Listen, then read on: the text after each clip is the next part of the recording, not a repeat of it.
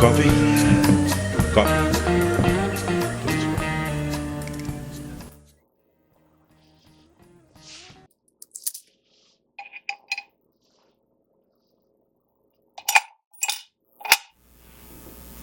Smartest man in the room is your 9th CD. Does making music remain urgent for you after so many years? Yeah, it came down to either cutting a new CD or renovating the bathroom in my apartment. After some soul searching, I decided that cutting the new CD was a more pressing concern. Ah, the mundane versus the spiritual. Actually, you'd be surprised at how spiritual the renovation of a New York City bathroom can be.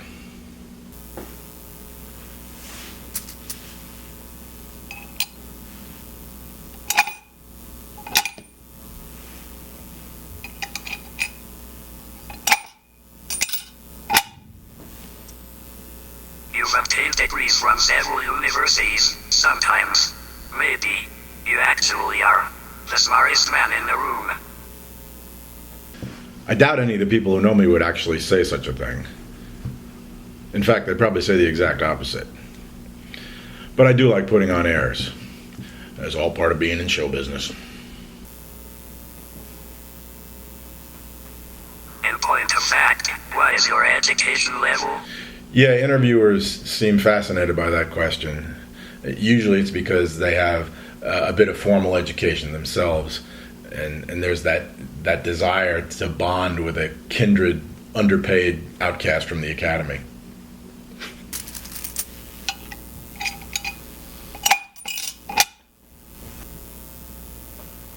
How would you describe your music? I guess I wouldn't. I'd let the audience and the writers come up with those interpretations themselves. Sometimes they come up with some pretty funny stuff. One guy said we sounded like the Doors. I thought that was pretty good. There is a lot of raw, rootsy Americana in your music. Your new CD embraces a very gritty, sometimes almost apocalyptic sound. Where do your influences come from? Influences are hard to pin down. It's hard to say what made you change, go in one direction or another.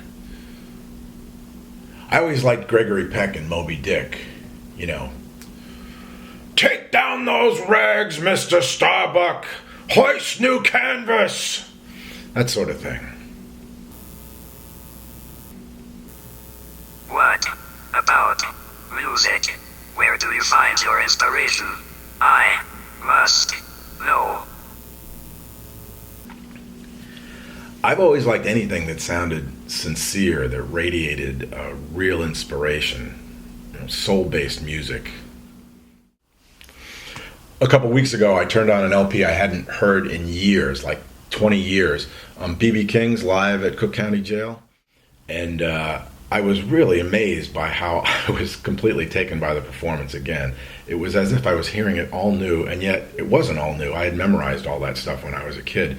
And so listening to it again was just a revelation to hear how really great it was. A really inspired, stunning performance. Rip-roaring stuff. Scary, weird, strange, and odd.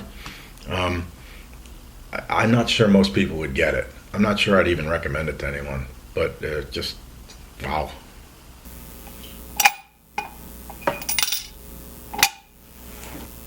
Weird is important. I concur. Your new CD, Smartest Man in the Room, has religious and philosophical references. Is this all part of the same thing? Yeah, weird is good.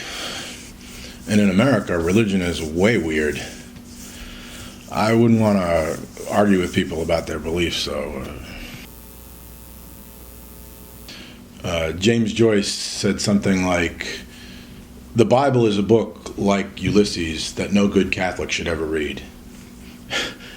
Maybe Paul Mark's lyrics should fall into that category too. Anyway, you're the journalist.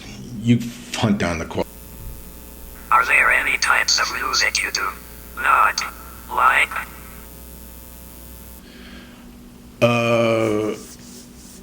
I wouldn't want to reject any particular genre of music out of hand. But then there's this thing they call electronic dance music. It was big at the Grammys this year, big sales. When I hear that music, the idea of buying a chainsaw creeps into my mind. It's as if somehow they took 80s disco music and somehow made it worse. It's a kind of miracle, really.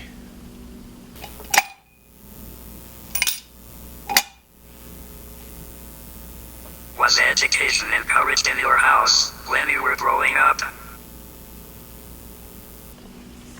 My parents were circus acrobats. I ran away from home at the age of 10 to become an accountant. After that, the history is a little hard to reconstruct. But you eventually did go to school. Several universities, in fact.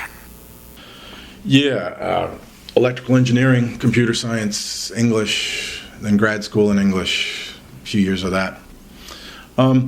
Yeah, but you have to go to college these days, right? You go to college to learn all the stuff you didn't learn in high school, right? A buddy of mine said, well, they really should teach classes in critical thinking these days. I'm thinking, yeah, they do teach that. It's called history. It's called English Lit. But young people don't want to study that, or when they do, they don't take it seriously. Instead, they want to work on things like business administration classes and human resources classes. And, that's all well and good. But, really, if you're in an outdoor marketplace at 10:30 at night in Budapest, and 3 burly guys in military jackets walk up to you and say, we want to see your passport. Just how far do you think your keg party organizational skills are going to get you in that situation?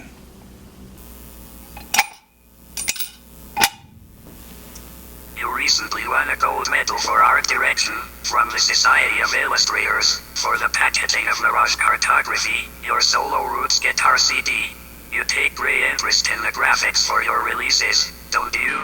Chris Bazzelli, a New York City-based artist, he did the cover illustration for my record, Mirage Cartography.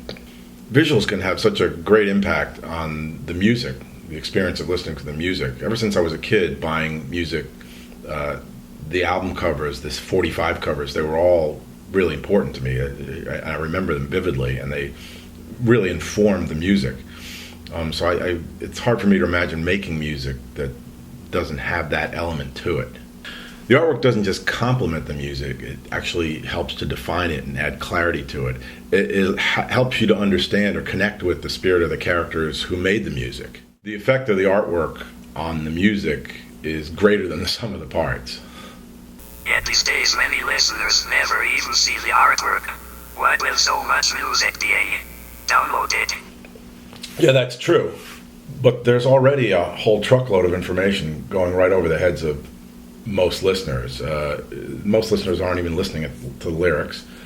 Most listeners don't know who the producer was. They don't know the difference between a real drummer and a Rhythm Master 9000. They couldn't tell you the difference between hip hop and Stax. That's fine, but I never really thought of myself as that kind of listener. Not seeing the artwork, that's the least of their ignorance. Dumbing down the music or ditching the artwork to meet the slim interests of that kind of listener, that's something that never really interested me.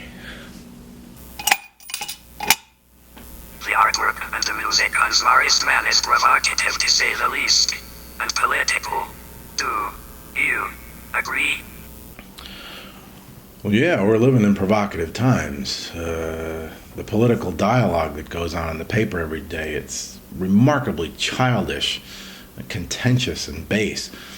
And analogously, the pop culture genres are all just filled to the brim with crazy commercialism and manipulation. It's as if overt pandering has become a virtue now, and our crappy music is mimicking our crappy politics and vice versa. And everybody's sitting around the table applauding each other saying, "Nice job, that really sucked." For years you were on the road, playing in clubs and at festivals. But lately, your live dates are fewer and farther between. Why is that? Anybody in the music industry will tell you that the live music business in the last 10 years has taken an enormous hit. It's just very hard to make clubs, venues, performance spaces pay economically. I have great sympathy for the club managers, for the club owners to make these things work. It's just very hard to do. It's very hard for us to find places to play. But at the same time, there's also this, you can sense a lack or a diminution of passion among the audience. They're not quite into going out to hear live music as much as they used to be. And why is that? Well, it's probably a lot of reasons. One of which is probably, I think, this talent show TV phenomenon that's so popular now. You know, you see these kids who are 23, 24, 25 years old, and they talk to the camera as if they've been on the road for 15 years and they've been woodshedding their skill set for the past 10 years and they've really been paying their dues. And then you hear them sing and you go, nah, none of that's true. And as much as the audience seems to enjoy watching those people succeed or fail in a half-hour TV show, I mean, it's kind of a cheap thrill. The downside to that is that the audience gets in the back of their mind this idea that, hey, all these entertainment people, they're just hucksters, man. They're P.T. Barnum's kids. They're just hungry for fame. They want money. They want celebrity. They just want to have a big name. And it's not about the performance. It's not about the music. It's not about songwriting. It's really just about becoming famous. So when Friday night rolls around and they decide what they're going to do, the idea of going out to hear live music, in the back of their mind, they're kind of saying, why should I buy into that whole stupid world? Why should I go out and spend money and watch those people?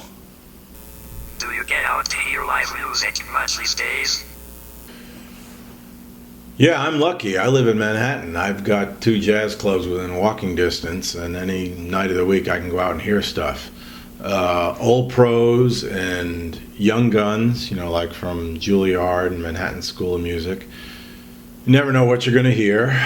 Sometimes it's fantastic, sometimes it's more formative, but it's always interesting. Music not just for pleasure, but because it's interesting.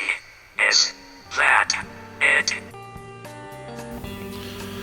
Yeah, when music becomes utilitarian for the listener, if it becomes just a diversion or a status symbol, or worse, if for the musician it becomes a profit center, it just plain stinks. Without strong-willed artists saying what's what and who's who, the corporate interests just sweep in and take over. And if you listen to what's out there today, the internet, listen to the radio, listen to television, I mean, we're there now like we've never been before. And I wouldn't be surprised if somebody tossed a stink bomb into that world real soon. Stink bombs. Please elaborate on that for me. Are stink bombs part of your message? I haven't figured out the aroma equivalent of our music, but I'm working on that.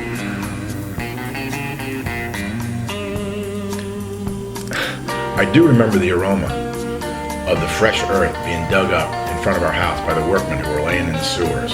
Strong, pungent stuff. Ancient soil being tossed into the air. Right there in the suburbs. The very old mixing with the very weird. I remember that. The very old and the very weird mixing right there in front of you. Sticks with you. I am beginning to lose interest in the sound of my own voice. Have you ever felt that sensation? I am nonetheless intrigued with you. Thank you for your time.